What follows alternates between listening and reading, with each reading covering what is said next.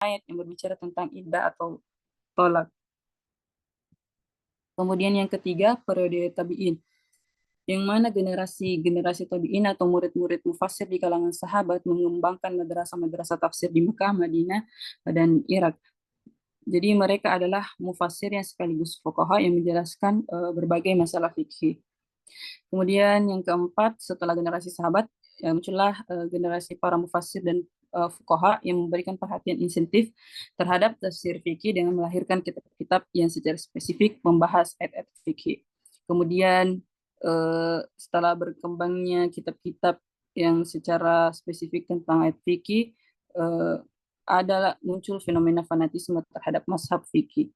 Namun setelah itu, pada abad pertengahan, tafsir fikih berkembang dengan pendekatan yang lebih objektif dan memperhatikan perbedaan pendapat ulama fikih dan melakukan tarjih secara objektif tanpa terkait pada mazhab tertentu. Kemudian, adapun karakteristik dari tafsir fikih itu yang pertama, eh, mengutamakan ayat-ayat Al-Quran, Al-Quran yang mengandung hukum fikih. Jadi dalam hal ini para mufassir memberikan perhatian besar terhadap ayat yang berbicara tentang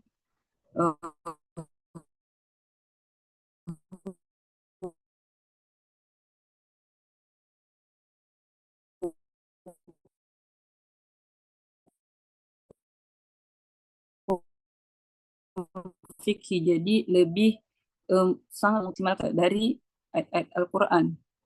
Jadi karakteristik mendasar dari tafsir fikih adalah mufassir berusaha memformulasikan hukum fikih dari ayat yang dibahas, seperti yang dilakukan dari tafsirnya Awawa Bayan tafsir ayat ahkam min Quran, yang formulasi hukumnya bahkan sudah terlihat dari tema-tema yang diberikan kepada satu atau kelompok ayat.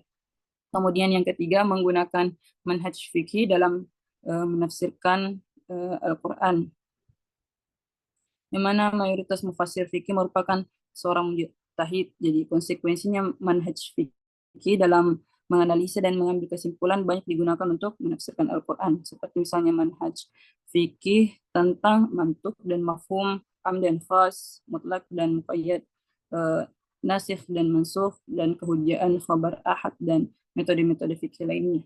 Kemudian yang keempat, perbedaan tafsir fikih yang sejalan dengan perbedaan usul fikih yang dipilih seorang mufassir di dalam kitab-kitab tafsir fikih sangat dipengaruhi oleh perbedaan metode fikih yang digunakan pada mufassir dalam masing-masing mazhabnya. Saya hanya mencontohkan dari 5 kalangan mazhab dan satunya kitab tafsir yang tidak fanatisme terhadap mazhab. Terkait kitab dan mufassir di kalangan Imamiyah ada yaitu Ahkamul Quran karya Abu Husain Ali Ibnu Musa Ibnu Yazdat Al-Qawmi Al-Hanafi. Kemudian Ahkamul Quran karya Abu Ja'far Ahmad bin Muhammad At-Tahawi. Kemudian Tafsir Al-Jassas karya Ahmad bin Ali Abu Bakar Al-Jassas Al-Razi Al-Hanafi, dan Tahzibul Ahkamul Quran karya Jalaluddin Mahmud yang dikenal dengan nama Ibnu Siraj Al-Hanafi. Kemudian kitab dan mufassir di kalangan Syafi'iyah ada Ahkamul Quran yang dinisbatkan kepada Imam Syafi'i, kemudian Ahkamul Quran karya Al-Kayaharasi, kemudian Nail Al-Maram fi Tafsir ayat ahkam karya Said Muhammad Sadiq Ibnu Hasan, kemudian ahkam Al-Kitab Al-Mubin karya Ali Ibnu Abdullah Mahmud Asy-Syankafi, dan Al-Iklif fil Istinbat Tanzil karya Jalaluddin Abu Bakar Abdurrahman Asy-Syuyuti. Kemudian kitab dan mufassir di kalangan Hanafiya ada Ahkamul Quran karya Abu Husain Ali bin Musa ibnu Yazdat Al-Qami Al-Hanafi. Kemudian ada Ahkamul Quran karya Abu Ja'far Ahmad bin Muhammad Al-Tahawi, kemudian ada tafsir Al-Jassas karya Ahmad bin Abu Bakar Al-Jassas Razi Hanafi, kemudian ada Tahzibul Ahkam Al-Quran karya Jamaluddin Mahmud yang dikenal dengan nama Nusir Hanafi. Kemudian kitab dan mufassir kalangan Malikiyah, ada Ahkamul Quran karya Muhammad bin Abdullah ibnu Abdul Hakam, ada Ahkamul Quran karya Muhammad ibnu Ahmad ibnu Abdullah ibnu Bakir al-Baghdadi, kemudian ada Ahkamul Quran karya Musa bin Abdurrahman Abu Aswad al-Qattan, kemudian Ahkamul Quran karya Al-Quran karya Imam Al-Qurtubi. Kemudian yang terakhir, kitab dan mufasir yang tidak fanatisme mazhab, ada Nail Al-Maram fi tafsir Al-Ahkam, dan karya Muhammad As-Sadiq Hasan Khan Al-Qanuji, dan Al-Futihat Ar-Rabaniyah karya Muhammad Ali Sayis. Kemudian ada Rawa Al-Bayan fi tafsir Al-Ayat Ahkam karya Muhammad Ali As-Sabuni, dan tafsir ayat Ahkam karya Manar Qattan. Kemudian dalam Nisa tentang ayat-ayat hukum yang hukum berpoligami dan kewajiban membayar mahar. Di mana pada ayat ini jika dijelaskan menurut Wahb Az-Zuhaili dalam penafsirannya bahwa mengatakan perintah ayat fankihu di sini wa in khiftum alla tuqsitu fil yatama, atau yang diizinkan atau boleh, seperti perintah dalam Quran surah Al-Baqarah ayat 108 dan bentuk-bentuk perintah yang serupa lainnya. Jadi ada juga yang berpendapat bahwa perintah itu wajib, yang berarti bahwa itu harus dibatasi, itu 2, 3, atau 4. Jika ada poligami, maka itu hanya harus dibatasi pada jumlah itu dan tidak lebih. Namun, hukum ini disyaratkan bagi laki-laki yang mampu berlaku adil atas perempuan yatim atau perempuan yang ingin dinikahi. Seperti dalam Quran surah Al-Furqan ayat 48, air yang suci. Dalam hal ini adalah tentang taharah, di mana pada ayat ini ditafsirkan menurut Imam Al-Qurtubi dalam penafsirannya bahwa ia memberikan 5 penjelasan tentang air yang tahur. Pertama adalah air yang amat bersih yang dapat digunakan sebagai alat suci. Kemudian yang kedua, air yang diturunkan dari langit dan dibendung dalam tanah, hukumnya suci dan mensucikan. Kemudian ketiga, air yang sedia tapi tidak terkontaminasi kecuali memiliki warna, rasa, atau bau. Kemudian yang keempat, air yang berubah karena keadaan dan tempatnya, dalam hal ini air garam, dari asam atau kapur yang mengalir atasnya. Kemudian yang tidak dapatkan dari dan dapat digunakan untuk berwudu. Kemudian ada juga tentang ayat tentang makanan yang diharamkan. Sesungguhnya Allah hanya mengharamkan bagimu bangkai, darah, daging, dan babi, dan binatang yang ketika disembelih itu disebut selain Allah. Jadi tentang pengharaman. Kemudian ada juga di surah Al-Baqarah tentang haramnya riba. Allazina yaquluna riba la yaqumuna illa kama yaqum. Jadi orang kecuali seperti orang-orang yang berdiri sempoyangnya karena keserupaan setan. Yang demikian itu terjadi karena berkat bahwa jual beli itu semua sama dengan riba, padahal Allah telah menghalalkan jual beli dan mengharamkan riba. Jadi di sini ada bentuk kesimpulan pada makalah hari ini bahwa Al-Quran ini merupakan petunjuk bagi umat Islam dalam menghadapi problematika kehidupan. Jadi tafsir fikih hadir untuk memecahkan permasalahan fikih dalam kehidupan sehari yang berkaitan dengan hukum syariah dalam Islam. Besarnya perhatian ulama juga dalam hal ini harus mampu menjaga objektivitas dan kejujuran ilmiah sehingga Al-Quran terjaga untuk digali kandungannya, bukan untuk justifikasi terhadap tafsir fikih tidak akan terlepas dari Al-Quran dan hadis sebagai sumber hukum, karena tujuan dari tafsir fikih untuk memahamkan dan mengimplementasikan hukum syariah dalam konteks praktis. Mungkin cukup sekian dari saya kembalikan kepada moderator. Alhamdulillah telah kita dengarkan bersama pemaparan yang sangat baik dari saudari pemakalah itu tentang tafsir fikih. Telah dijelaskan latar belakang pengertian tafsir fikih itu seperti apa, sejarah perkembangan serta karakteristik tafsir fikih, mengadopsi atau yang menggunakan corak fikih dalam penafsirannya itu telah dijabarkan tadi. Untuk sesi selanjutnya mungkin kita beralih ke sesi tanya jawab yang barangkali ada informasi atau sesuatu yang ingin dikonfirmasi atau diluruskan atau ingin ditanyakan oleh pemateri? Ya, silahkan.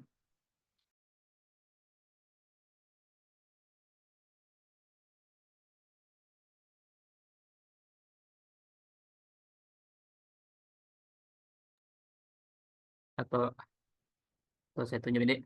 Bismillahirrahmanirrahim. Untuk pertanyaan pertama mungkin dari Saudara Ibnu Furqan Said. Oke, baik. Terima kasih sebelumnya moderator atas kesempatan yang diberikan kepada saya. Baik, terkait dengan tafsir fikih, pasti kita berbicara tentang hukum. Jadi pertanyaan saya itu bagaimana spesifikasi tafsir fikih dalam sebuah penafsiran, dan kemudian juga bagaimana peran tafsir fikih ini di era kontemporer sekarang ini. Itu saja, Ustaz. Terima kasih. Baik, saya ulang, bagaimana spesifikasi tafsir fikih ya dalam sebuah penafsiran, dan bagaimana peran tafsir fikih pada zaman kontemporer. Pertanyaannya dipahami oleh pemakalah Ya, bisa dipahami, atau Ustaz. perlu diulang? Ya.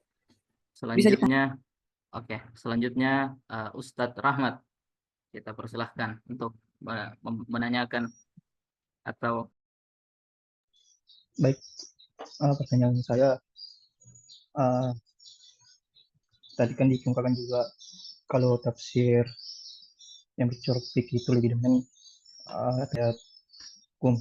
Nah, mungkin adakah lafal atau istilah yang digunakan dalam corak tafsir fikih sehingga kita itu mudah mengidentifikasi bahwa tafsir ini condong atau jadi bisa diberikan lafal atau istilah yang sering digunakan oleh tafsir yang bercorak tafsir fikih. teman dipahami pertanyaannya, Ustazah? Oke. Selanjutnya kita beri kesempatan Ustazuna Ashabul Kahfi. Silakan. Bismillahirrahmanirrahim. Terima kasih atas kesempatan yang telah diberikan oleh moderator. Adapun pertanyaan saya terkait tentang tafsir fikih ini adalah kita ketahui bersama bahwa fikih itu ada sebelum ada fikih ada usul fikih. Nah, kaidah-kaidah usul fikih. Ini usul fikih dan fikih ini saling sangat berkaitan. Maka dari itu pertanyaan saya, bagaimana para ulama atau ulama tafsir fikih menggunakan prinsip-prinsip usul fikih ini dalam pengembangan dan penerapan terkait tafsir yang bercorak fikih. Saya kira itu, Ustaz. Baik, dipahami pertanyaannya? Bisa diulang, Ustaz? Oh ya, Jadi mohon diulang, Ustaz. bagaimana para ulama menggunakan prinsip kaidah usul fikih itu dalam penerapan penafsiran ayat yang bercorak fikih.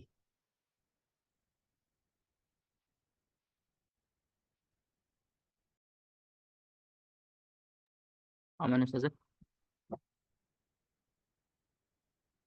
Bagaimana para ulama menggunakan prinsip usul fikih dalam pengembangan dan penerapan kaidah tafsir. Yes, Ustaz. Ya, bisa, Ustaz.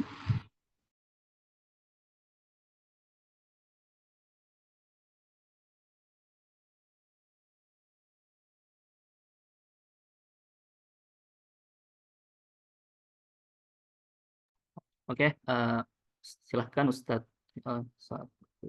Siapa yang? Oh, Ustadz Suwandi Halim. Silahkan Ustadz.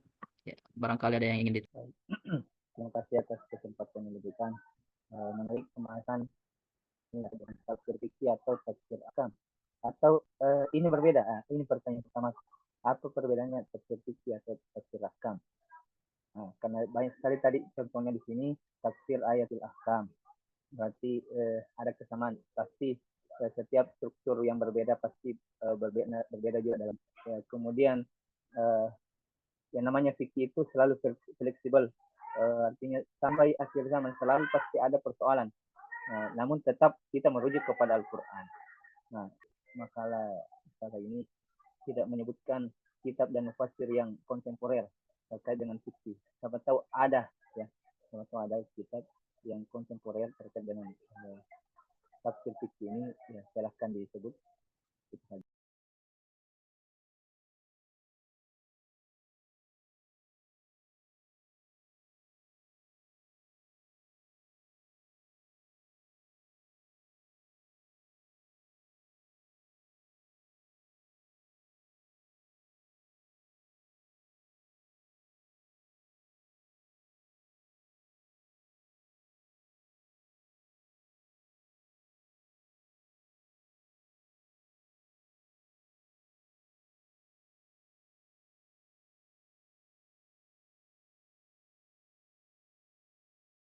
Mute Ustaz. Oke, Malish. Maaf, ternyata. Oke, sambil menunggu jawaban, sambil menunggu pemateri untuk mengumpulkan jawaban yang ditanyakan, alangkah baiknya kita mengisi waktu tersebut dengan bersalawat kepada junjungan kita Sayyidina Muhammad SAW, yang mohon kesediaan Ustadz Ibnu Furqan Said. Oh, Ustadz Nurul. Ustadz Ibnu Furqan Said untuk menyenandungkan salawat kepada kita Salawat semua. apa ini, Ustaz? Boleh tafadhal. Salawat apa ini, Ustaz? Harus Harus nggak menyanyi tuh. salawat yang panjang sedikit. Assalatu wassalamu Malikiam. alaikum. Ini Ustaz. Silahkan Ustaz, silahkan. Sallallahu ala Muhammad, sallallahu alaihi wasallam, sallallahu ala Muhammad, sallallahu alaihi wasallam. Ya Nabi salam alaika, ya Rasul salam alaika, ya Habib salam alaika, salawatullah alaika, Allah ya Nabi salam alaika, ya Rasul salam alaika, ya Habib salam alaika.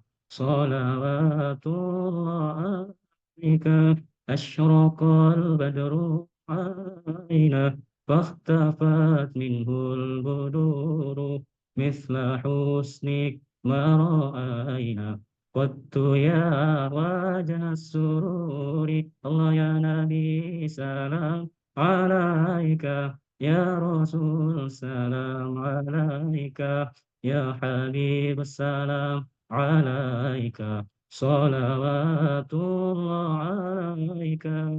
Anta syamsun Ustaz. Lanjut. أنت شمس أنت بدر أنت نور فوق نوري أنت إكسير وغني أنت مصباح الصدور الله يا نبي سلام عليك يا رسول سلام عليك يا حبيب السلام عليك صلوات الله عليك يا حبيبي يا محمد يا عروس الخفيقين يا ممجد يا إمام القبلتين الله يا نبي سلام عليك يا رسول سلام عليك يا حبيب السلام عليك صلوات الله عليك. Allah, Allah, Allah. Allahumma salli wa sallim wa zid wa barik ala Sayyidina Muhammad wa ala alihi wa sahbihi ajma'in. Amma Moderator Alhamdulillah. kirimkan Fatihah kepada Nabi Muhammad. Ila hadrati. Terus. Ila hadrati. ila Kita salawat. hadratin Nabi. Ya. ila hadratin Nabi al-Mustafa sallallahu alaihi wasallam wa ala alihi wa sahbihi wa man tabi'ahum bi ihsanin ila yaumiddin. Al-Fatihah.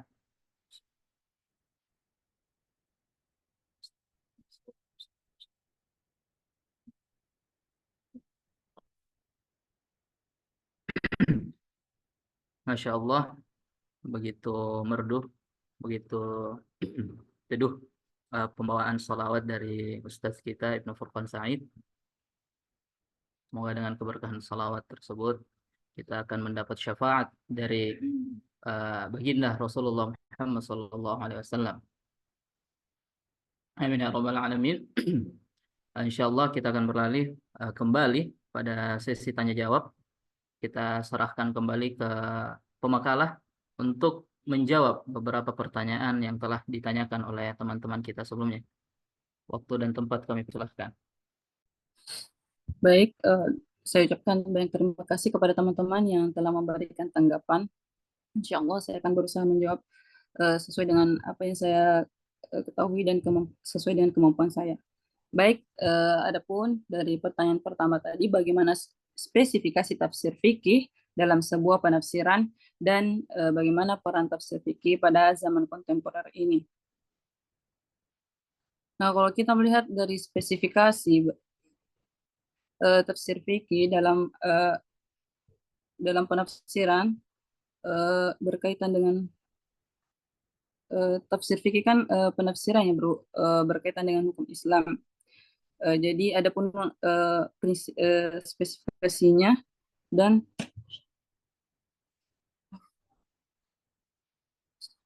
Ustaz, ada ular tadi.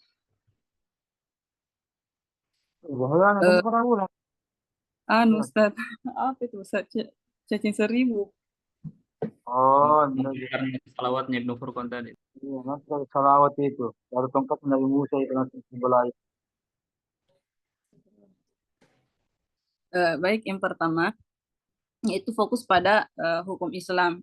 Jadi tafsir ini berkonsentrasi pada penafsiran ayat yang terkait dengan hukum-hukum Islam seperti misalnya hukum ibadah, muamalah, atau hubungan antar manusia dan jinayah atau hukum pidana. Dan tafsir ini memperhatikan aspek hukum dalam memahami maksud dan ayat-ayat tujuan tersebut. Kemudian yang kedua berlandaskan pada sumber-sumber fikih. Adapun sumber fikih yang diakui dalam tradisi Islam itu seperti Al-Quran, hadis, ijma, dan kias atau analogi hukum. Jadi penafsir menggunakan sumber-sumber ini untuk mengambil dalil-dalil yang relevan dan menjelaskan hukum Islam yang terkandung dalam ayat Al-Quran. Kemudian yang ketiga mengacu pada pendapat para ulama. Jadi tafsir fikih ini seringkali mencerminkan pendapat para ulama yang terkemuka dalam hal-hal fikih, yang mana penafsir merujuk pada karya-karya ulama yang terdahulu dan kontemporer serta mempertimbangkan berbagai perspektif dan pendapat dalam menjelaskan ayat Al-Quran.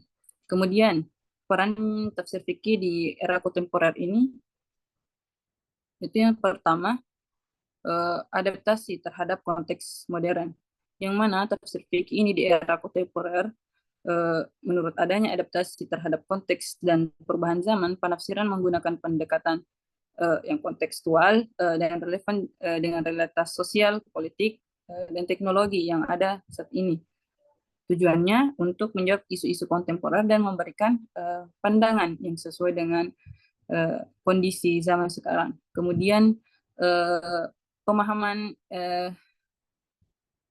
yang ilmiah dan kritis, yang mana didasarkan pada pemahaman terhadap ayat-ayat Al-Quran, penafsiran menggunakan metode ilmiah dan pendekatan akademik dalam memahami makna dan tujuan ayat-ayat Al-Quran. Dan juga mempertimbangkan konteks sejarah, budaya, linguistik dalam penafsiran mereka. Kemudian yang ketiga, menciptakan kemaslahatan umat. Jadi tafsir fikih di era kontemporer ini bertujuan untuk menciptakan kemaslahatan bagi umat Islam, yang mana penafsir itu berupaya menjawab permasalahan sosial, ekonomi, politik, dan keagamaan yang dihadapi umat Islam saat ini dengan menggunakan hukum-hukum Islam yang relevan. Kemudian dari pertanyaan yang kedua, adakah lafaz atau istilah yang digunakan dalam corak tafsir fikih agar memudahkan mengidentifikasi sebuah kitab tafsir itu merupakan corak tafsir fikih? Kalau sepengetahuan saya, secara lafaz kita tidak bisa klasifikasi bilang lafaz ini yang termasuk sebagai dari lafaz-lafaz ini atau istilah ini yang bisa kita kategorikan sebagai tafsir fikih, karena melihat dari tafsir fikih itu tersendiri, karena berhubungan dengan ayat-ayat hukum, berarti dia mengacu pada tema-tema yang mengandung yang di dalamnya harus membutuhkan penjelasan terkait hukum-hukum dalam Islam. Kemudian yang ketiga, bagaimana para ulama menggunakan prinsip-prinsip usul fiqh dalam mengembangkan penerapan kaidah tafsir yang bercorak fikih.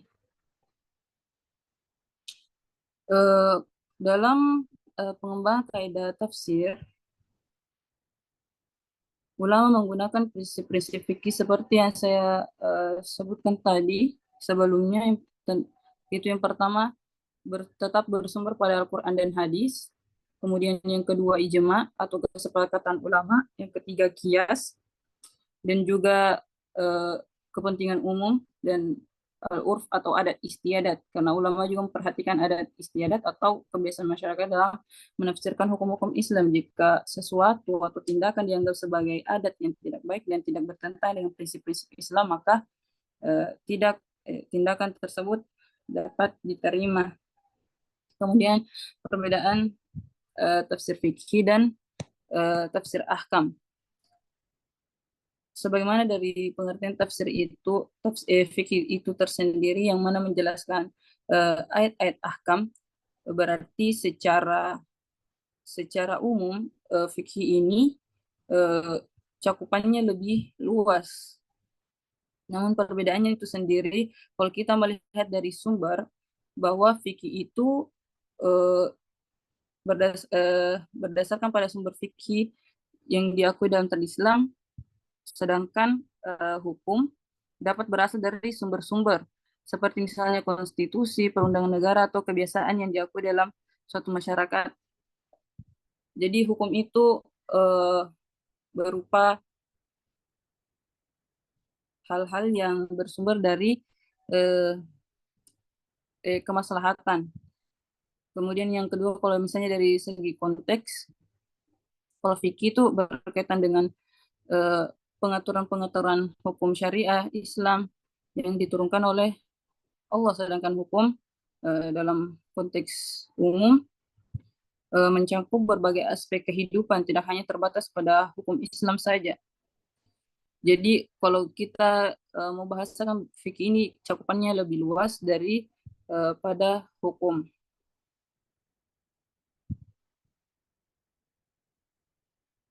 Kemudian yang kelima, kitab-kitab tafsir kontemporer yang bercorak fikih. Jadi ada beberapa kitab tafsir kontemporer, misalnya seperti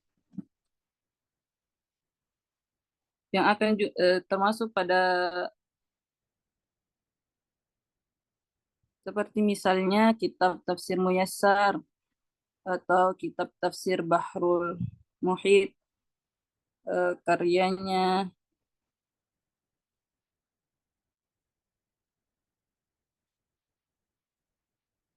kitab tafsir Bahrul Muhit karya Muhammad bin Yusuf Imam Abi Hayyan atau Bahrul Muhit. Kemudian ada juga tafsir Al-Ma'arif karya Dr. Muhammad Ali Sabuni, tafsir Al-Jami karya Muhammad Al-Amin As-Sangkiti. Mungkin itu ada beberapa tafsir yang sepengetahuan saya di tafsir fikih yang kontemporer. Ya, jadi mungkin cukup sekian dari penjelasan saya, Ustadz. Afwan kalau misalnya tidak bisa memberikan penjelasan lebih spesifik atau sesuai dengan pernyataan teman-teman. Jadi saya kembalikan kepada moderator. Baik, terima kasih atas jawaban yang telah disampaikan. Mungkin teman-teman penanya ingin menanggapi balik terkait jawaban tersebut. Dari teman-teman penanya mungkin ada yang ingin menanggapi balik atau klarifikasi atau konfirmasi, ya, bersifat konfirmasi dari pemateri. Kita persilahkan.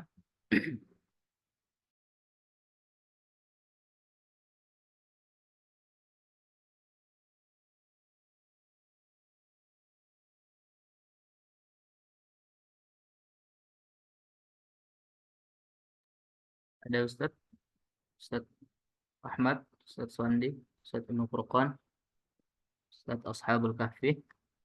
Sebelum kita kembalikan ke dosen pengampu, mungkin ada yang ingin ditanggapi balik atau sudah cukup? Saya Ya, silahkan Ustadz Rahmat. tadi maksud pertanyaan saya kan biasanya dalam mufassir menggunakan sebuah corak atau dia condong kemana, pasti ada istilah-istilah yang sering digunakan. Mungkin kalau uh, seorang mufassir yang bercorak tafsir fikih mungkin lebih sering menggunakan kata-kata uh, hukmun ataukah halal, haram, mubah, sunnah, sehingga bisa dikategorikan bahwa ini termasuk kategori bercorak tafsir fikih. Nah, itu mungkin pertanyaan saya, apakah memang ada tuh? Tidak ada begitu.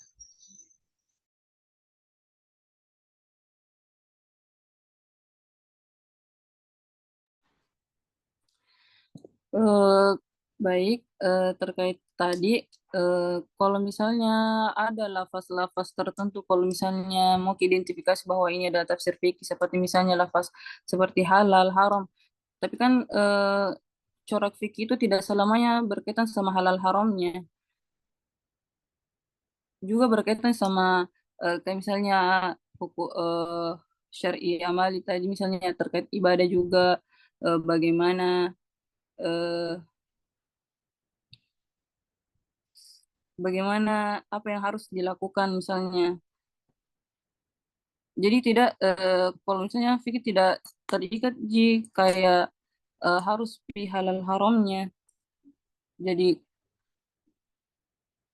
kenapa saya tidak sebutkan lafaznya, karena yang saya pahami itu begitu.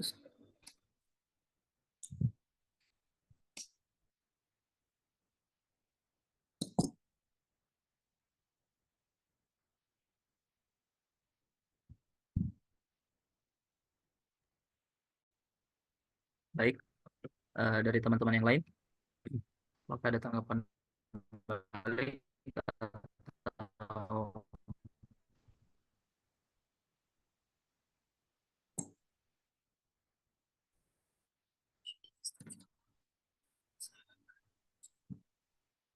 penjelasan sebelumnya sudah cukup. Oke, karena sudah tidak ada tanggapan balik dari teman-teman penanya, kami anggap penjelasan dari pemakalah atau jawaban dari pemakalah itu sudah cukup untuk menjawab pertanyaan teman-teman sekalian. Uh, Mungkin kita serahkan kembali ke dosen pengampu kita, Ustaz Dr. Muhammad Irham. Barangkali ada Terkali yang lain dari yang lain, menurut dari yang lain. Tidak ada. Ayo tambahkan begitu. Jangan langsung puas ya, teman-teman cari pemakalah jangan langsung puas. Wah, tangga tuh balik dia, iya kan? Nah, oke. Begitu. Nah, ulang. kalau saya Mungkin ada satu dua orang yang masih lupa dulu. kalau saya mungkin tadi contoh tafsir kontemporer yang bercorak fikih yang tadi tafsir Muyassar, mungkin itu lebih ke tafsir ijmali kalau sepengetahuan kami, yang kayak memang terjemahan Al-Quran dalam terjemahan bahasa Arab, jadi dia tidak khusus ke fikih, bercorak fikih. Kalau tadi contoh yang diambil kitab tafsir tafsir Muyassar, itu dari saya. Kalau dari teman-teman mungkin ada sanggahan atau tanggapan balik. Mungkin ada sedikit yang saya bisa Ya, tambahkan silakan Ustaz. terkait tadi kaidah-kaidah usul fikih telah dijelaskan Al-Quran, hadis. Nah, setelah itu ada kaidah-kaidah kayak qiyas, al-urf. Mungkin kita ketahui bahwa qiyas itu sesuatu yang eh, tidak dijelaskan secara jelas di dalam Al-Quran dan hadis. Maka dari itu ulama kita memakai prinsip kias ini, menganalogikan. Maka dari itu mungkin pemakalah juga bisa memberikan satu contoh lah terkait prinsip-prinsip ini, atau bisa al-urf juga, kebiasaan masyarakat itu yang tidak bertentangan dengan prinsip-prinsip ajaran Islam. Ya.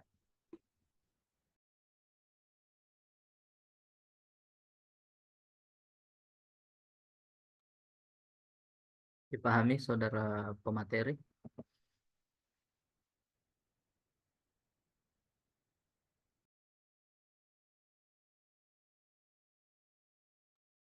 Tapi tadi itu sifatnya pernyataan atau pertanyaan Ustaz Ashabul Kahfi?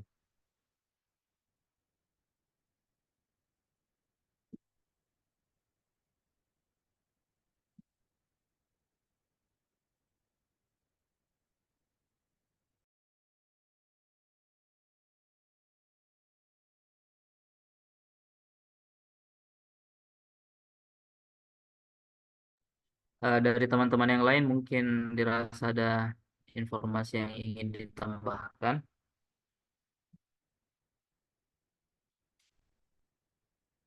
Yang perlu diketahui bersama tapi mungkin belum disampaikan oleh pemakalah. Kami persilahkan. Saya mau tambahkan sedikit Ustadz dari oh, prinsip kias tadi, contoh-contohnya. Ya, silahkan. Misalnya tentang hukum tentang minum-minuman beralkohol atau hal-hal yang memabukkan. Sini kan Al-Quran secara langsung melarang meminum khamar. Namun dengan menggunakan kias, hukum ini diterapkan juga pada minuman yang beralkohol modern yang tidak disebutkan secara spesifik dalam Al-Quran karena keduanya memiliki kesamaan efek yang merusak dan memabukkan. Karena kan yang dalam Al-Quran itu yang diharamkan khamr.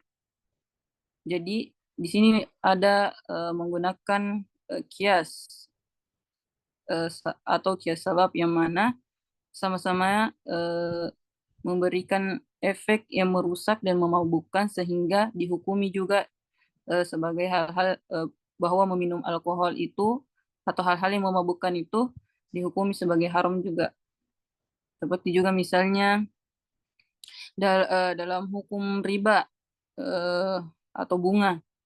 Al-Quran kan secara langsung melarang riba, namun dengan menggunakan kias, hukum ini diterapkan juga sebagai praktik-praktik keuangan modern yang seperti saat ini yang memiliki karakter yang serupa dengan riba, seperti misalnya bunga bank atau riba elektronik yang bisa menarik kita untuk menabung kan, misalnya di bank kan biasa ada yang menawarkan bunganya lebih tinggi.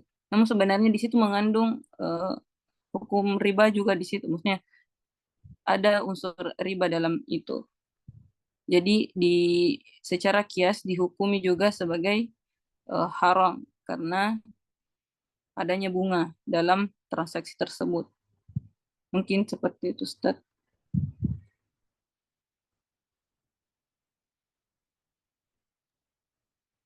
Baik. Bagaimana Saudara Ashabul Kahfi? Aman? Insyaallah. Insya. Ada sedikit juga sempat teman-teman bisa kita diskusikan bersama ini terkait tadi disebutkan oleh Saudara Ustaz Nur Wahida, ini terkait dengan riba. Nah, terkait dengan riba, adapun penetapan hukumnya itu kita tidak tahu. Misalkan banking, BRI banking itu dia mengkasih kita bunga, tapi tidak ada perjanjian sebelumnya, tidak ada pembicaraan sebelumnya. Padahal itu sudah kita tahu juga. Akan tetapi apabila ketika kita minjam, Sudah kapan baca dengar tuh. Mau kasih ulang gue deh, udah gue dengar tuh. Ya, coba dibesarkan suara sedikit. oh ya, telah disebutkan tadi oleh Saudari Nur Wahida terkait masalah riba. Yang jadi permasalahan sebenarnya juga itu kita tidak tahu bahwa apakah kita ini termasuk kena riba atau tidak. Nah, misalkan ketika saya meminjam uang kepada Ustaz Andi Paso, ketika dia mengatakan atau memberikan bunga, maka itu termasuk riba. Akan tetapi ketika perjanjian pinjamannya itu 1 juta kembali 1,5, akan tetapi ada hukum ribanya dari Ustaz Paso, tapi di sisi saya mengikhlaskannya. Apakah itu dijatuhkan hukum riba atau tidak? Itu juga bisa kita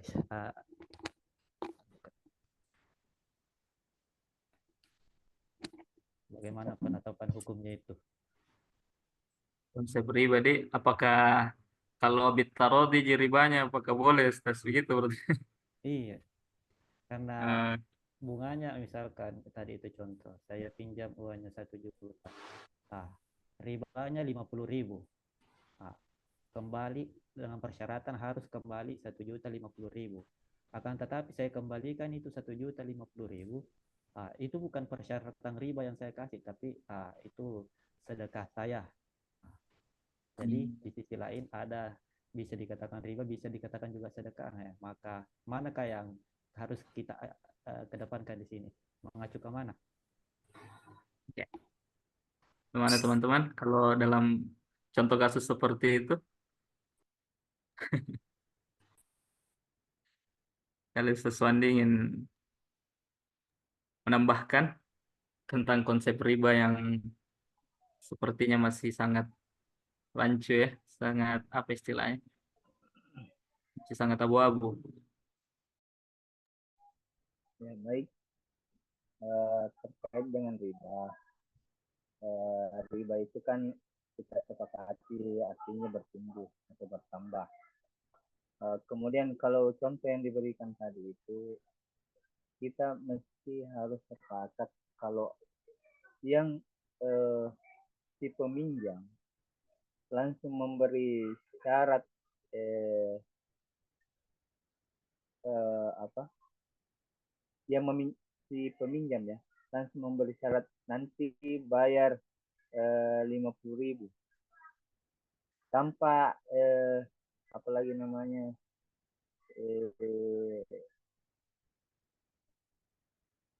tidak ada alasannya ya tidak ada alasannya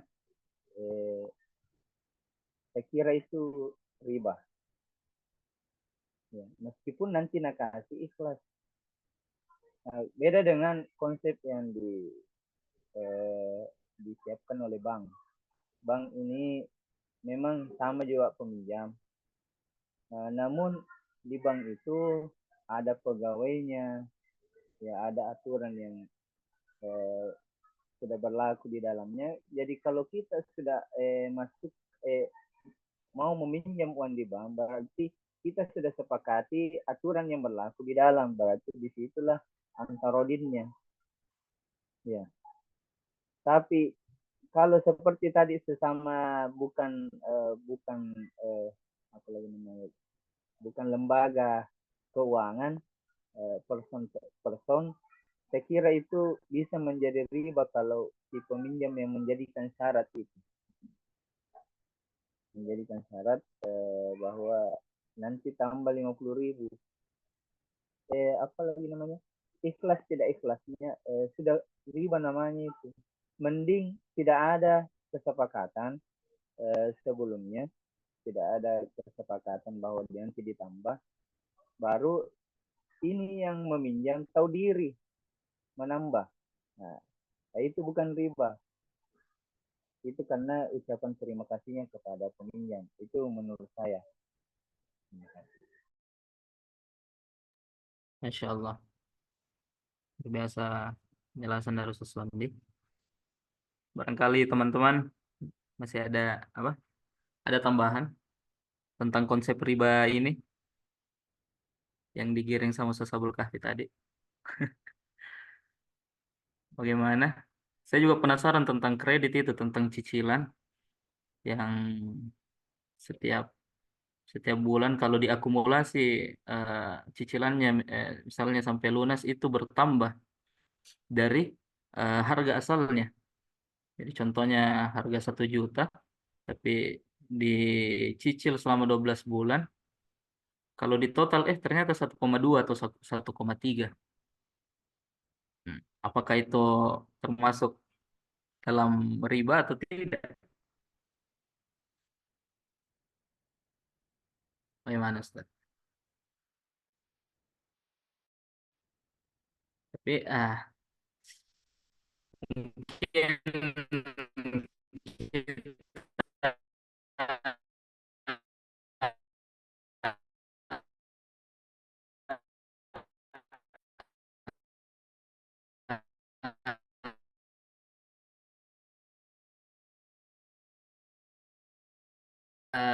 persempit pembahasan kayaknya, jadi daripada terlalu melebar ya. Apakah konsep riba dalam ayat tersebut Abul Kahfi yang ditanya?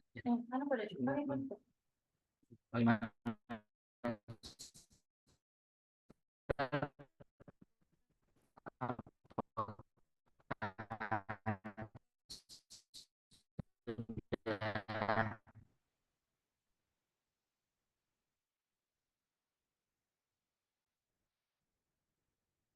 Kita sudah bisa melangkah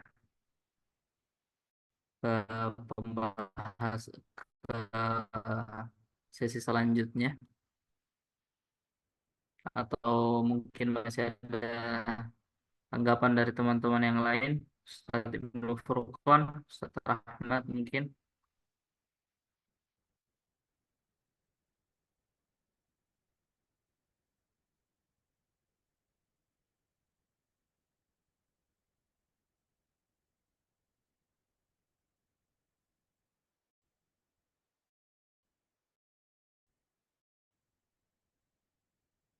Ya,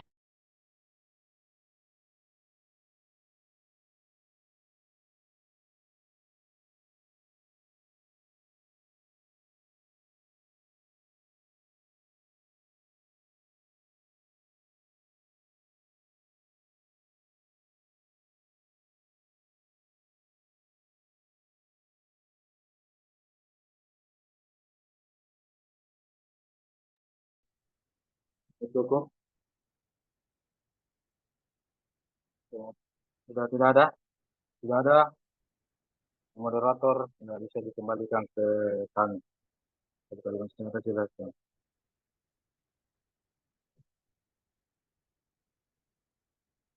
Mana moderator?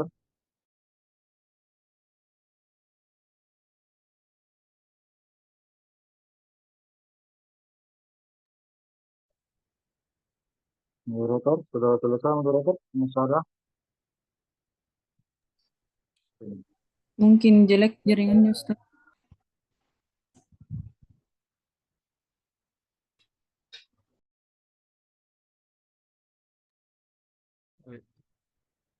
tapi mungkin sudah tidak kondusif jaringan di sini, Ustaz. Oh gitu. Oke, kita Ya. mulai kita begitu. Nah, Bismillahirrahmanirrahim. Assalamualaikum warahmatullahi wabarakatuh. Waalaikumsalam warahmatullahi wabarakatuh. Alhamdulillahirabbil alamin. Wassalatu wassalamu ala asyrafil anbiya'i wal mursalin. Sayyidina wa habibina Muhammadin wa ala alihi wa sahbihi ajma'in. ومن اهتدى بهديه ومن اهتدى بسنته إلى يوم الدين أما بعد. Puji syukur kepada Allah, salawat dan salam kepada Nabiullah Muhammad sallallahu alaihi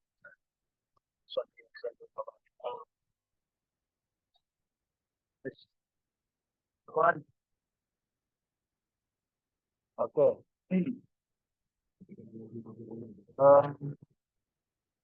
Ada yang belum dijawab atau ada yang belum ditanyakan di makalah yang cukup ya. Penelitiannya sudah pas-pas sekali nih, 24% ini ya. Oke, yaitu ada contoh kita tafsir. Begitu pula pertemuan-pertemuan kemarin ya. Yaitu kita lihat cara kerjanya. Ada contoh kemarin tafsir sufistik, ada contoh sekarang tafsir fikih, ada contoh kemarin tafsir ijmali dan sebagainya. Kita mau buktikan. Sekarang ini adalah pembuktian. Ya. Teorinya tadi alhamdulillah. Mungkin waktu kita masing-masing S1 sudah pelajari juga secara garis besar ya. Oke, ada kitab ya tafsirnya Al-Qurtubi misalkan. Atau kita tafsir yang lain yang kita hipotesanya itu ini tafsir fikih. Kemudian kita masukkan indikator-indikator, buktikan mana buktinya, di jilid berapa, halaman berapa, didukun lagi di jilid berikutnya, didukun lagi di halaman yang lain. Baru kita bawa kesimpulan. Tidak salah itu ulama ini mengklaim misalkan tafsir Qurtubi adalah tafsir fikih. Oh, karena wajar tahu sedikit-sedikit ini, sedikit-sedikit ini, gitu kan? Begitu pula yang kemarin tafsir sofistik, harusnya ada contoh, kemudian kita lihat mana buktinya bahwa ada nuansa tasawufnya ini, carinya mana ini, mana, ya, dan seterusnya. Jadi ini mungkin sebagai sekaligus jadi bahan nanti ke depannya untuk revisi makalah yang kemarin dan yang akan datang. Karena ini pertemuan penutup ya. Sudah cukup ini ya pemakalah sesi sudah penutup berapa ini? Ke-8 sudah terakhir. Bang ya. Iya, Alhamdulillah. Kalau begitu minggu depan sudah pergantian pemain. Prof. Ahmad. Nah, sediakan memang submit memang sediakan memang jurnal ya. Minimal pertanyaan beliau sejauh mana progres publikasi ke jurnal Anda, artikel Anda di jurnal ya. Dari satu minggu ini pasti kurang lebih pertemuan pertama itu yang dia bahas. Nah, potongi rambut Naida kalau tidak. Nah, jangan potong rambut, potong sendiri rambut kalau tidak. Kemungkinan besar. Jawab itu masing-masing, diperbaiki.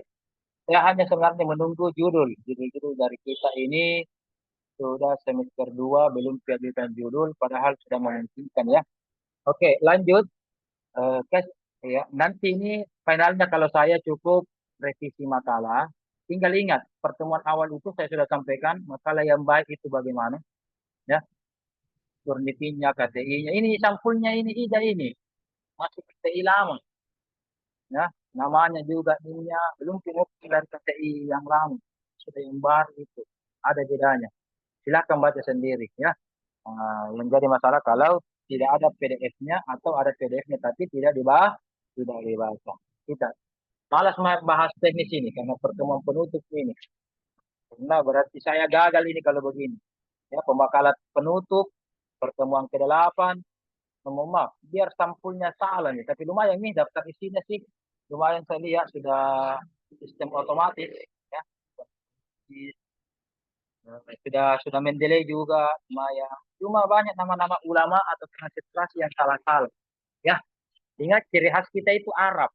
Cara transliterasi Al-Quran, nama ulama, surah dan sebagainya. Kalau Anda tafsir hadis saja salah, bagaimana nih kalau jurusan yang lain? Dua istilah saja pasca salah, bagaimana nih? Ya. Istilahnya saya mau kita semua sama-sama meningkatkan kemampuan kita.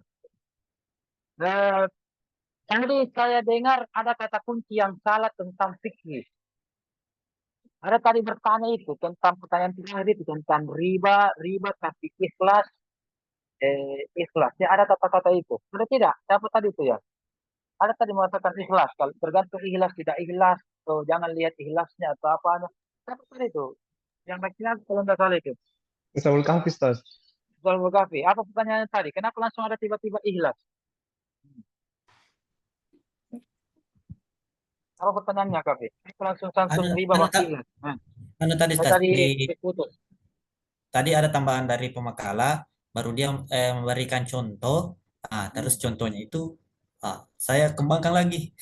Jadi tentang kias, contoh kias itu terkait dengan jual beli contoh kias riba. Maka setelah dia dipaparkan masalah riba, saya ingat bagaimana masalah kalau begini, ribanya begini, apakah termasuk riba atau tidak? Ribanya apa? Jangan bilang begini-begini, kasih jelas. Ikhlas atau apa? Ria, coba. Terpaksa, apa tadi? Terkait tentang pinjam meminjam. Ketika saya meminjam uang Ustaz Baso 1 juta, tapi persyaratannya harus kembali 1.050.000. Nah, setelah saya pinjam, saya kembalikan 1.050.000. Jadi di sisi Ustaz Baso itu riba, di sisi saya juga riba, tapi di sisi saya lagi ada niat lain itu sebagai sedekah.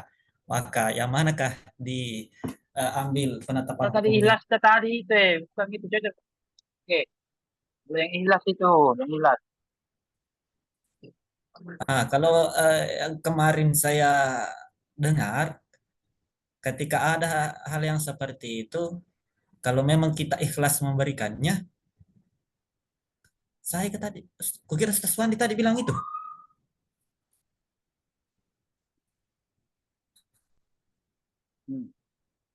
Berarti ikhlas. Sesuatu Ustaz. Oh, sesuatu kata tentang ikhlas ya. Apa tadi tentang ikhlas itu? Pusing. Well, kita beri sesuatu ya. Ini tahu sesuatu ini kambing hitam kan lagi sesuatu ini. Senior itu yang macam-macam senior itu. Nanti di ospek itu kalau sama sesuatu. Oke, betul. Kita lanjut. Jadi, memang terkadang satu bidang keilmuan itu kita bahas tetapi lintas. Harusnya satu bidang keilmuan itu kita bahas tapi fokus. Lintas berarti bukan ruang lingkupnya. Ulama kita misalkan yang empat imam itu, empat mazhab itu. Betul, beliau adalah mujtahid fikih. Tapi beliau juga selain mujtahid fikih, ahli tafsir juga, ahli hadis juga. Beliau saya yakin adalah seorang sufi juga, seorang wali juga. Berarti ini ya, sekarang kita fikih, minggu lalu kan sufistik.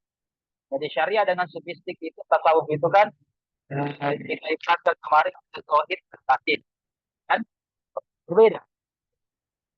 Jadi kalau berbicara tentang apa tadi riba, betul, jangan hubungkan dengan ikhlas.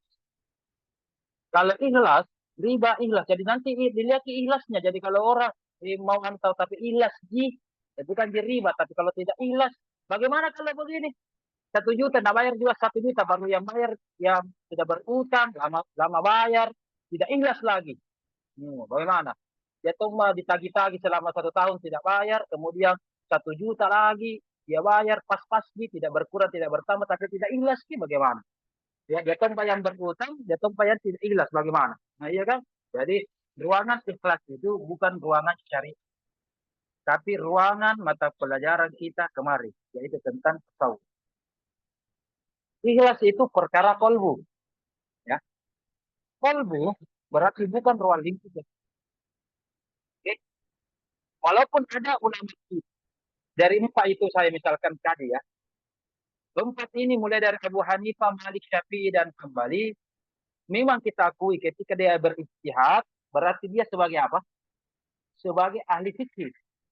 Tetapi terkadang mereka tanda kutip, sengaja tidak sengaja, dia tidak melakukan hal tersebut sebagai ahli fikih. Tetapi dia juga kan sebagai seorang wali atau seorang sufi.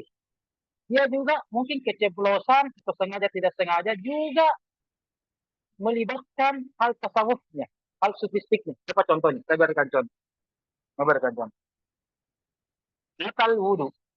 Batal wudhu. Apa yang membatalkan wudhu? Empat mazhab berbeda.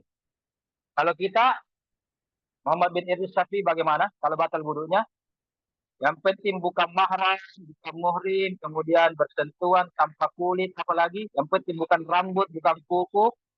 Secara umum apa? Batal. Ya. Bagus. Bagaimana kalau Imam Malik? Imam Malik nanti batal kalau jima, berhubungan. Tuh.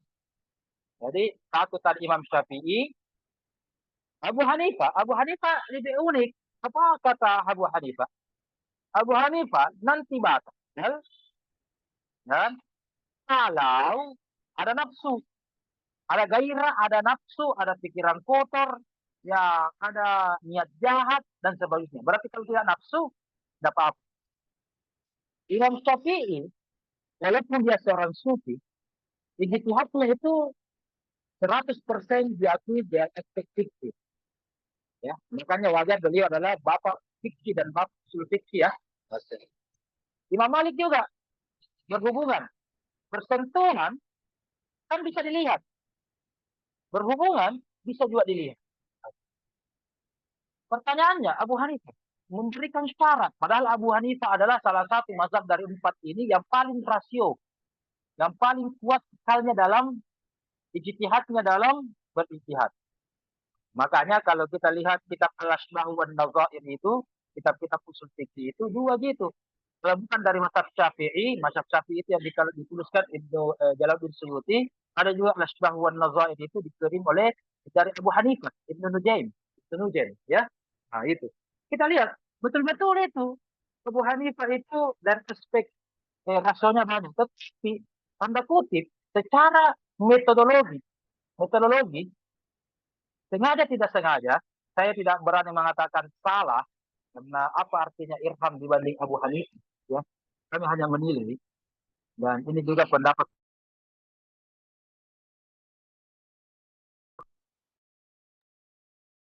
bukan sebagai ahli fikih ketika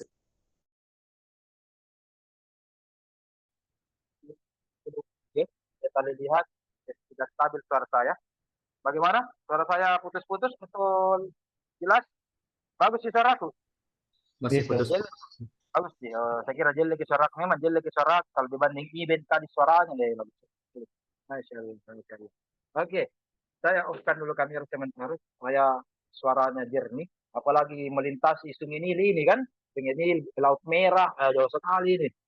Kalau Sungai Jenek Beran, ya kan? Oke, lanjut. Tadi Abu Hanifah mengatakan batal kalau nafsu atau bergairah. Nah, ya. Ini sedikit tanda kutip tergelincir, atau mungkin tentang sadar tidak sadar, beliau ketika mengatakan tempat tidak bernafsu, bukan ditaruh, itu adalah pendapat sufistik. Karena tidak bisa dilihat itu orang bernafsu kah, tidak kah, ya kan, gairah kah, ya kan, pikiran kotor kan bukan itu lingkup dari ilmu fikih, pikiran, nafsu dan sebagainya. Imam Abu Hanifah ketika itu beliau berijtihad sebagai seorang faqih plus sebagai seorang sufi. Karena itu tadi, ya, dia berijtihad tidak murni fikih. Kalau murni fikih apa? Tidak ada embel-embel begitu. Sama dengan Syafi'i. Kenapa di antara, mohon maaf, saya juga Syafi'i. Kalau ada di sini selain Syafi'i atau lintas-lintas, tidak apa-apa. Kalau saya murni 100% Syafi'i, ya kan? Kalau ada yang mau lintas-lintas, tidak apa-apa. Misalkan kita lihat niat. Niat itu di mana? Di mana tempatnya niat itu, Ustaz Rahmat? Di mana tempatnya niat? Di mulut, di hati. Tapi, maka ketika empat mazhab mengatakan niat itu di hati, itu rolling di luar dari syariat. Ya, karena rolling fikih seperti kajian kita ini cuma ruang lingkupnya yang empiris. Bahasa Arabnya empiris, orang Mesir. Tahu apa bahasa Arabnya empiris? Nah, waktu ditanya kok di Mesir apa bahasa Arabnya empiris atau terukur. Nah, itu bahasa Arabnya. Saya ini sudah pernah pergi Mesir ini. Nah, tapi bahasa Arabnya itu artinya mundabit, ya, mundabit. Nah, kata itu baik-baik Jibril. Bahasa Arabnya empiris, terukur, mundabit. Ilmu fikih itu mundabit, terukur. Ada indikatornya. Niat orang dalam hati. Bisa tidak diukur dalam hati? Tidak ada. Tidak bisa dilihat hatinya, pikirannya. Berarti bukan ruang lingkup fikih. Makanya wajar Imam Asy-Syafi'i itu, Muhammad bin Idris Asy-Syafi'i itu menampilkan sunnah melafalkan. Kalau dalam hati, ini nuansa sofistik ini. Dalam hati, dalam pikiran, nuansa sofistik. Kalau nuansa syariah, nuansa fikih, yaitu dilafalkan, diucapkan, dilihat, digerakkan. Nah, itu. Makanya beliau juga mengatakan betul, wajib memang niat di qalbu. Tetapi disunahkan talafuz, disunahkan untuk berniat. Wajar sekali beliau dikatakan bapak fikih dunia. Karena memang pendapatnya murni sesuai dengan rumpun keilmuan fikih. Ilmu fikih berarti, apakah beliau mengingkari ilmu tasawuf? Imam Syafi'i juga itu, tarekat itu, ahli sufi juga itu, ya kan, waliullah juga itu. Nah, jadi pasti dia juga, jadi Tapi mode berpikir beliau, nah, betul-betul itu. Yang saya teringat kalau ke Ibnu Arabi itu, saya lupa Ibnu Arabi atau Al-Hallaj itu, yang Al-Hallaj itu yang dihukum mati, ya, dihukum mati. Ketika itu dihadiri oleh Imam Junaid Al-Baghdadi, semasa dengan Imam Junaid Al-Baghdadi. Sekedar informasi, Junaid Al-Baghdadi ini ahli sufi, juga adalah ahli fikih. Maka beliau dikenal adalah Imamut Ta'ifatain, imamnya dua kelompok, karena dia ahli syariah, ahli fikih juga. Beliau pernah memiliki dua jubah. Diberikan jubah sufi dan diberikan jubah juga sebagai mufti atau syariah. Maka ketika ingin menghukum Al-Hallaj, ya, dengan bagaimana kita coba bagaimana tahu ceritanya Al-Hallaj, perkataannya dan sebagainya, maka Imam Junaid Al-Baghdadi menanggalkan itu jubah tasawufnya. Kalau jubah tasawufnya, dapatnya Hallaj ini benar. Cuma sedikit kebablasan Al-Hallaj karena dia mengajarkan sesuatu secara kebablasan. Ini ilmu ini tidak layak disampaikan depan umum, banyak orang yang tidak paham. Maka ketika itu Imam Junaid Al-Baghdadi, coba baca nanti manaqib dari riwayatnya, mengambil baju syariatnya. Mengambil baju syariat. Walhasil, Al-Hallaj dihukum. Dia berarti seakan-akan saya akan berfatwa dengan berjubah-jubah syariat. Nah, mungkin melihat mudaratnya, melihat bagaimana manfaatnya, madarat dan sebagainya. Oke, kalau begitu divonislah Al-Hallaj bersalah. Tetapi dari aspek ilmu tasawuf, orang sofistik tidak berani dan tidak akan mencela orang. Orang kafir saja tidak berani kita cela. Ya kan? Nah, beda orang fikih itu gampang sekali tuh. Bid'ah, sesat, neraka.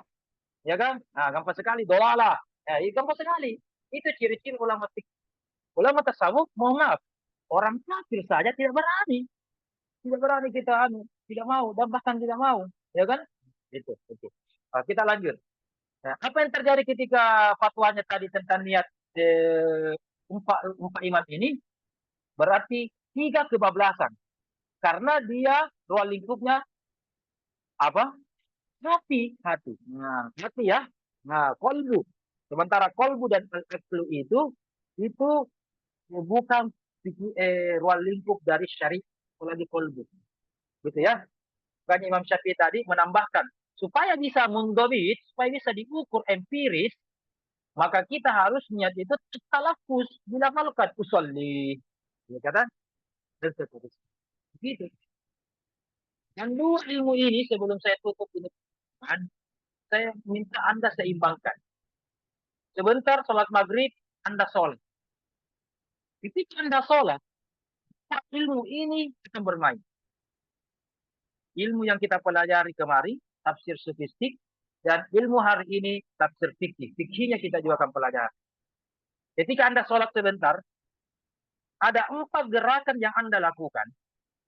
2 nanti dibahas oleh ilmu fikih, dan 2 juga bersamaan Anda akan kaji dari aspek ilmu tasawufnya. 4 ini gerakan, 4-empatnya langsung dilakukan dalam detik yang sama, gerakan yang sama, saat yang sama. Saya berikan contoh.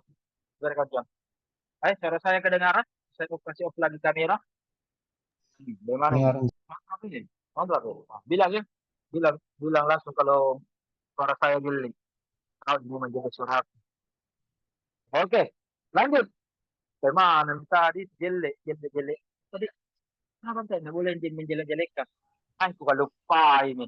Sampai mana tadi? Ini kenapa jelek-jelek? Sampai mana tadi? Tidak. Oh, deh. Boleh lagi kalau begitu kelupa nih.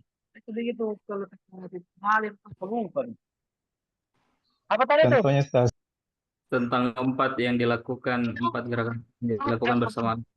Langsung 4. Contoh.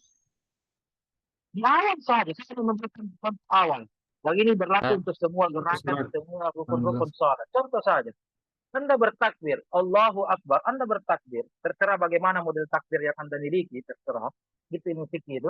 Anda bertakbir, ketika Anda mengatakan Allahu Akbar, sambil mengangkat tangan dan seterusnya, maka 4 gerak itu yang langsung Anda lakukan. 2 yang dibahas oleh fikih dan 2 dibahas oleh ilmu tasawuf. Yang pertama, itu namanya gerakan tubuh. Makanya kita angkat tangan kan? Angkat tangan begini, begini, begini. Nah, atau begini, sentuh telinga. Maka yang pertama adalah gerak tubuh. Yang kedua, kita bilang Allahu Akbar.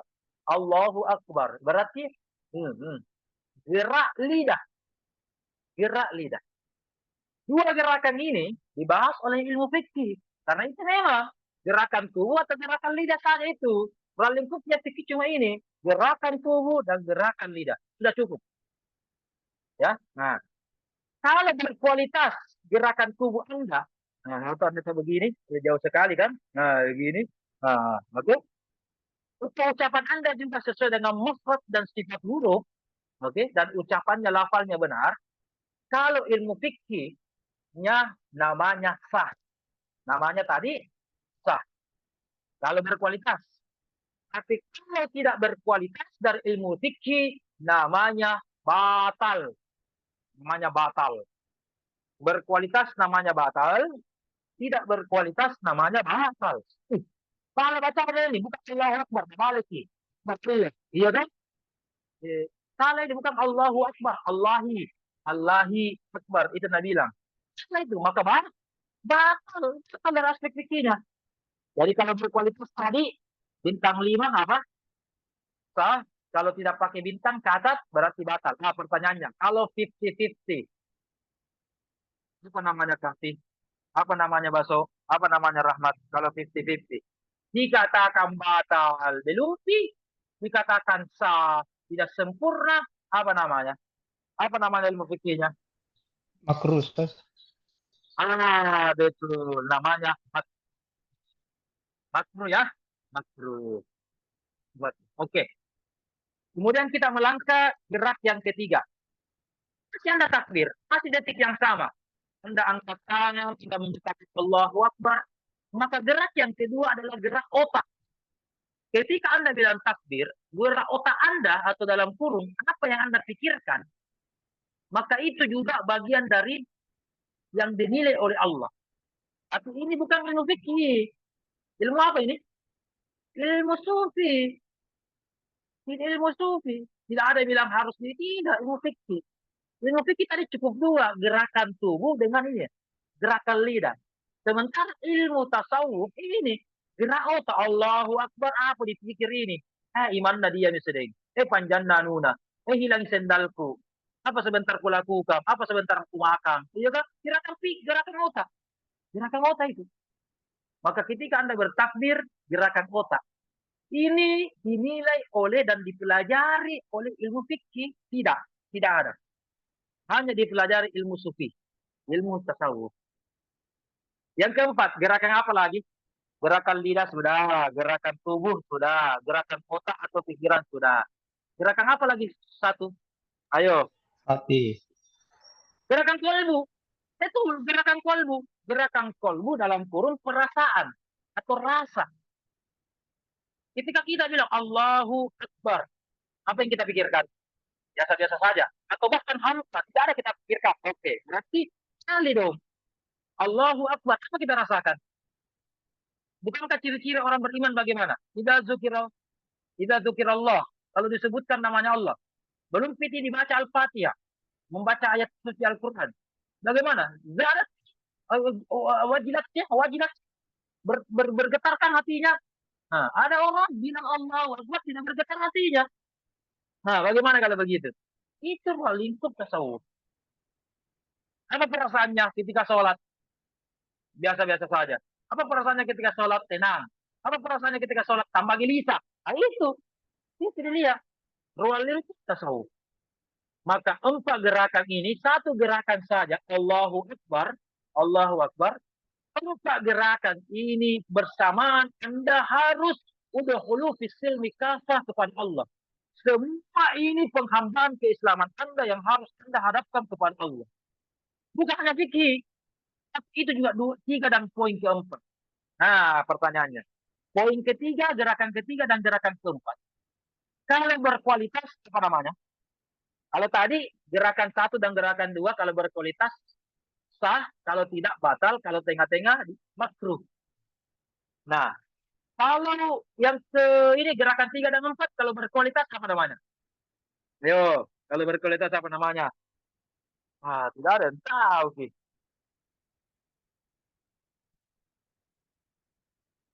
Nah, Ma'rifah. apa namanya? Apa? Ma'rifah bukan. Namanya makbul, diterima. Sholatnya diterima, makbul. Berarti lawannya kalau tidak berkualitas dikali apa lawannya? Mar dia. Apa? Mari. Betul. Diterima. Dud. Jadi bintang 5 kalau tidak ada pakai bintang cacat mardut. Maka betul ada orang sholatnya puasanya makbul. Sorry, sah. Tapi belum tentu makbul. Puasa juga, puasa kan gampang. Kemarin puasa kita Ramadan gampang.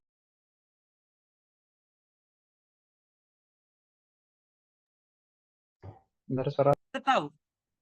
Tetapi kenapa ketika kita lebaran, apa yang kita bilang kalau lebaran? Bukan gitu, semoga Allah kasih sah sholat tak. Semoga Allah kasih sah puasanya. Tidak. Apa yang kita bilang? Semoga Allah apa? Takabbal. Bukan dari kata makbul. Semoga Allah terima. Semoga Allah terima. Berarti bahkan mungkin puasa, tapi diterima. Bahkan mungkin sholat, kita saudara. Ya. Nah, ini ruang lingkup. Satu sih. Kalau tengah-tengah apa? Kalau mabarur, Ustaz. Apa? Mabarur. Tengah-tengah. Makbul dengan mardut. Kalau Enggak, tadi antara kalau makbul dengan mardut yang apa? diterima, Ustaz. 50-50. Itu mardut tadi tidak diterima loh. Sama jadi ditolak dengan diterima sama aja. Kalau tengah-tengah, anggaplah kalau makruh kan kalau syariah. Kalau ini tengah-tengah apa? Apa kira-kira? Nah, namanya itu mu'allaq atau depending. Masih tergantung nih. Tergantung nih. Nah, jadi kalau rahmat, misalkan sebelum meninggal ikhlas, ya mungkin sholatnya diterima. Iya kan? Kalau Ida mengabdi di pondok, di akhir anunya bertaubat, karena misalkan tidak ikhlas atau terpaksa, ya langsung anu. Tapi kalau sebelum meninggal, dia tidak bertaubat, mardut. Ya kan?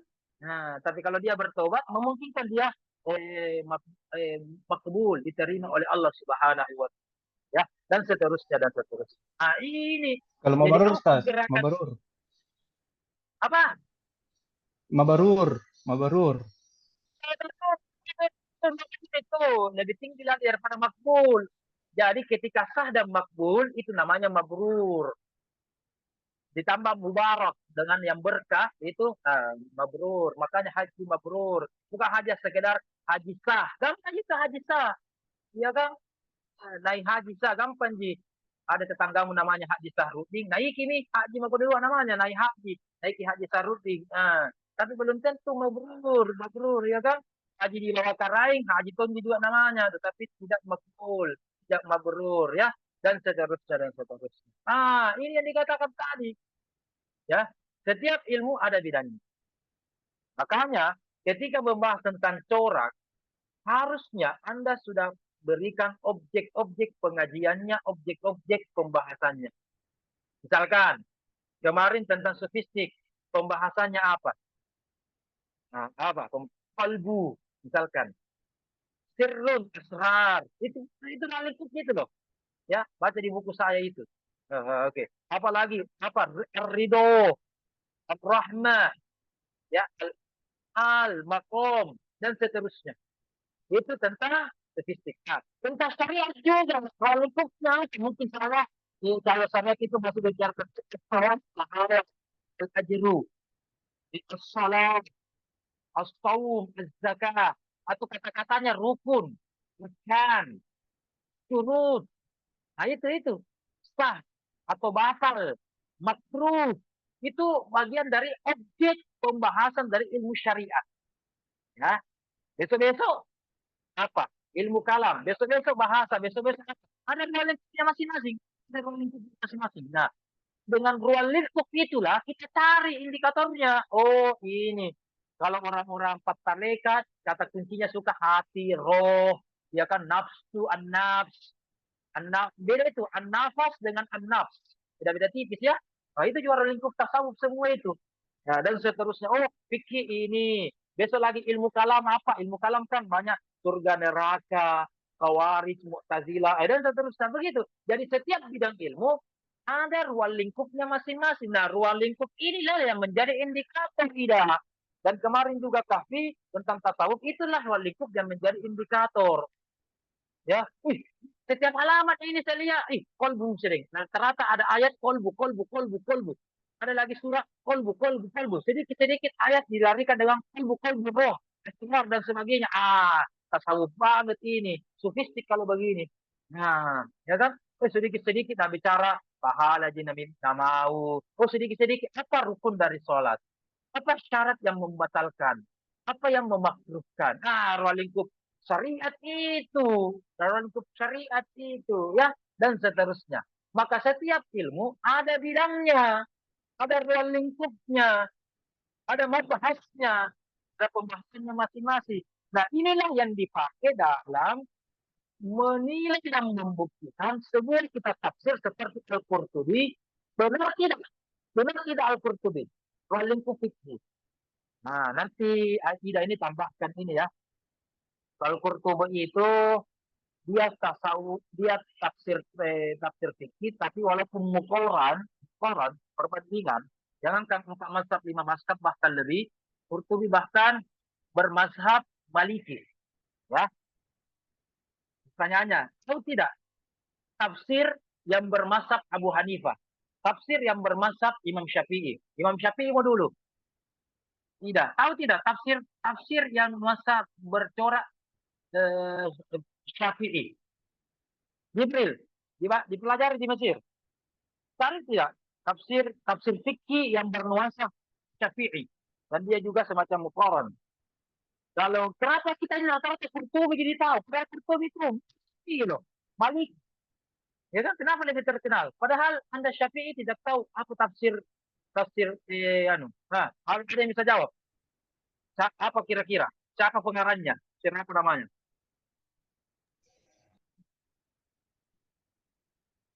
Nah, Yang Syafi'i, Ustadz. Imam Syafi'i tidak membuat kita tafsiran Tidak, maksudku yang bermazhab Syafi'i. Iya apa?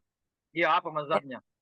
Kalau Iya di apa sini namanya? Siapa Ustadz namanya? ada kitab Al-Iklif fi Istimbat At-Tanzil karya Jalaluddin Abu Bakar Abdul Rahman Asyuyuti. Oke, boleh itu, tetapi bukan muqarran itu. Nah, saya akan tulis. Nah, ini nama pengarangnya ini.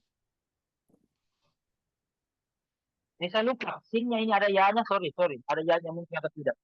Sorry, saya salah. Oke. Coba kita yang bisa kita ini. Siapa namanya ulama kita ini? Jibril, baca. Apa bacaan itu? Ini nama ulama ini. Nama ulama. Apa bacaan itu? Alif, lam, kaf, ya, alif, dan seterusnya. Ini namanya saya. Al-Kharosi. Rahmat apa? Al-Kayya. Al-Kayya Al-Kharosi. Jadi cara bacanya ini ada dulu. Ya. Bisa pakai betul, bisa cocok. Al-Kayya Al-Kharos. Ya. Bisa juga dipakai Ilkiya Al-Kharos. Di dua cara. Ilkiya. Cuma kalau di Mesir kan Ibn Atila Al-Iskandari. Al-Iskandari. Iskandar kan nama negerinya ya.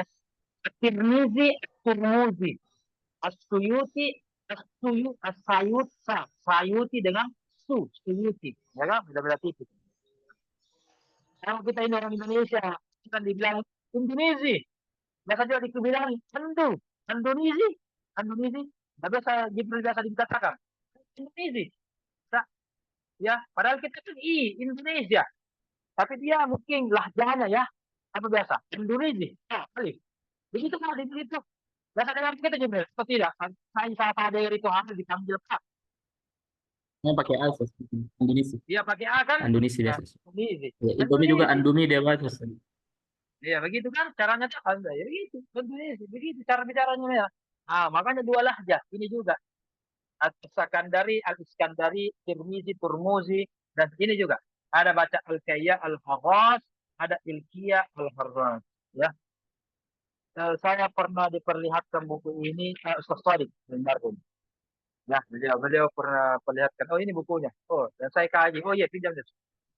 Baca-baca betul, dan memang kental sekali anunya, mazhab Syafi'inya, dan muqaran juga beliau. Muqaran. Tetap mengambil mazhab-mazhab yang lain. Nah, Ilkiya Al-Harras atau Al-Kayya Al-Harras. Ada saya lupa ini. Jibril, mumpung ada di Mesir, saya minta tolong dicarikan PDF-nya. Buku-buku tentang manhajut tafsir. Kalau bukunya gampang nih, nanti mau pulang, nanti saya beli, saya harus kirim real atau form, gampang gitu. Tapi untuk sementara saya butuh PDF-nya dulu. Kalau ada ya, manhajut tafsir sebanyak-banyaknya. Kalau ada 20, 20, 30, 30. Saya Oh, yes. koleksi saya baru 15, belum nggak salah. Dan juga Indonesia dan sebagainya, manhajut tafsir. Ya, soal lingkup begini, manhaj tauhid atau mazahib tafsir kan berbahasa Arab. Bahasa Indonesia ada semua di kapal, kecuali buku terbaru beberapa tahun terakhir belum ada. Ya, yang ini ya, Jibril ya, nanti kirim ke PDF-nya ya, kasih kumpul saja dulu ya. Manhajul mufassir, manhajul tafsir atau manhajul mufassirin atau tafsir wal mufassirun, itu juga banyak yang bio itu. Ya, kalau ada PDF-nya, tidak apa-apa kirimkan. Mungkin ada yang saya sudah punya, seperti bukunya Abdul Halim Mahmud, ada juga, dan seterusnya. Coba saya lihat. Kira-kira koleksi di sana seberapa banyak ya, dan seterusnya.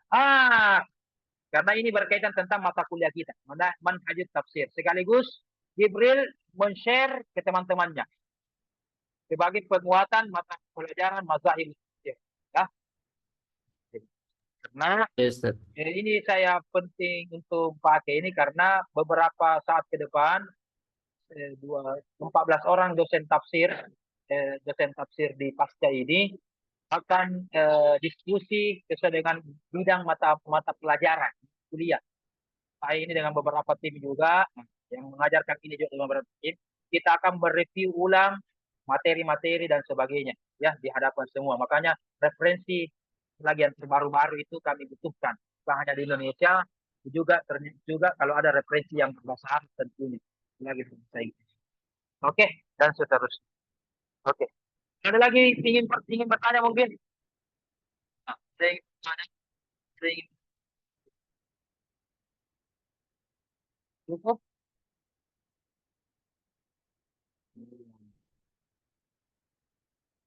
Ada yang bicara? Ya. Oke, kalau begitu kita lihat makalah dari 5 menit ini saja makalah. Oke, tampilkan. Oke. Sudah ada bertanya sebelum kita tutup?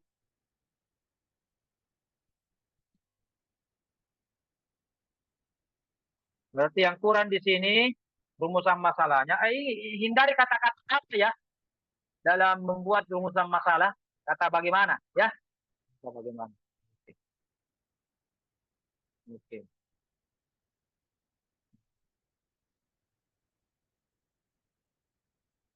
Penulisan fikih yang benar bagaimana? Ini biar sang fikih salah ini. Ini. Nah, bagaimana sang fikih yang benar?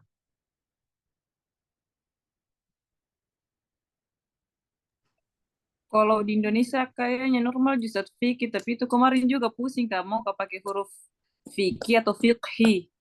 Oh, ini KBBI. Kalau KBBI ini, ya. Iya, Ustaz. Kalau mau transliterasi berarti miring. Nah, ini Oh, kiri. iya itu kemarin Ya. pusing. Bilang Kak, ini saya pakai fikih atau fikih. Oke, kalau begitu ingat baik-baik.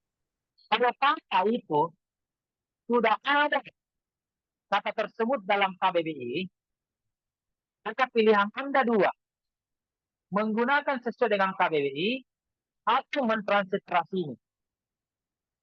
Kalau tidak ada kata KBBI, apa jadi pilihan? Transliterasi. Cuma satu. Tetapi kalau sudah ada KBBI, pilihannya dua. Transliterasi atau sesuai dengan KBBI. Ya. Sama ini, fikih. Kalau transliterasi kasih miring. Ya kan? Dan tulisannya fik saja, fik. Fik, ya. Dibaca wakaf ya, ditulis wakaf. Seperti Al-Baqarah. Ya kan? An-Nas. Bukan itu surah An-Nasi. Bukan. Nih, karena An-Nasi banyak. Nasi goreng, nasi campur. Ya kan? Ya, kan? Makanya dikasih baca wakaf. Itu rumusnya kalau membuat transliterasi bahasa Arab. Nah, begini juga. Nah, ini yang Anda tulis tidak sesuai dengan KBBI, tidak sesuai dengan transliterasi. Ya, tidak ada sesuai ini. Sama dengan sampul yang kita buat. Nah, sama juga ini. Betul dikatakan ini. Pedoman kata ilama. Pada benarnya, tetapi belum sempurna. Dia sesuai juga 100%. Nah, masih ada juga salahnya. Mau pedoman baru di sini. Lebih banyak lagi salahnya. Nah, ya. Nah, dan seterusnya. Masih setengah-setengah, ragu-ragu. Jadi ini hindari setiap ragu-ragunya ya. Dalam berkehidupan sehari-hari, apalagi beragama ya. Dan seterusnya, dan seterusnya. Oke. Kenapa? Mau menyanggah atau mau menanggapi atau apa? Tidak mau kata dia bilang Ustaz bilang nggak taunya Ustaz. Nggak tahunya Ustaz. Ada begitu memang. Dari begitu tuh.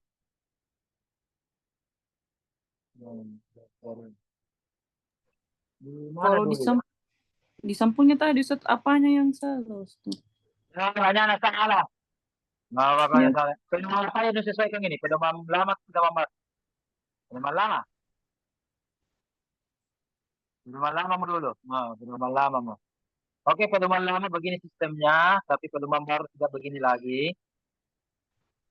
Nah, justru kalau pedoman baru begini. Begini tulisannya UIN. Ya. Kalau pedoman lama cuma UIN, pedoman lama. Nah, ini tanggung nih. Tulisannya begini pedoman baru, tulisannya ya namanya pedoman lama. Ya. Tapi ini penulisan begini, biar lama biar baru salah semua. Semua. Ya. Dan seterusnya. Oke. Penting itu. Penting ini di karena nanti yang buat tesis biar hal teknis begini salah ya. Harusnya tadi kita hanya ini juga syarat. Ya ini KBBI ya. Iya Ustaz. Ini yang mana mengelaborasi atau mengelaborasi. Mengelaborasi atau kolaborasi. Kolaborasi. Jawabannya begini. Kompleks huruf. Ingat ini KTSP. Ini dulu seperti nama kurikulum. Kurikulum KTSP, kurikulum apa ya. Ingat itu kata KTSP. Kalau ada K, huruf yang diawali K, huruf Indonesia diawali T, diawali S, diawali P, maka dia akan melebur. Contoh, suka. Tidak boleh itu bilang mensuka, melebur dia langsung. Betul. Menyukai. Dia langsung menjadi menyukai. P, KTSP, paham. Tidak boleh itu memaham, tidak. Memahami. Gitu ya. Ini bagus. Sudah betul itu. Salah. Kolaborasi. Nah, kita pertamanya. Jadi ingat itu KTSP. Jadi kalau begitu harus me, ya, mengelaborasi begitu ya, dan seterusnya. Jadi begitu. Jadi harus ditahu juga kaidah Indonesia, kaidah Arab, supaya mempengaruhi tulisan Anda ya, dan seterusnya. Sebelum saya tutup, semoga nanti 1 minggu lah setelah final, setelah pertemuan ke-16, Anda sudah mengirimkan revisinya kepada saya ya. Terutama Turnitinnya diperbaiki, pedomannya, isinya juga.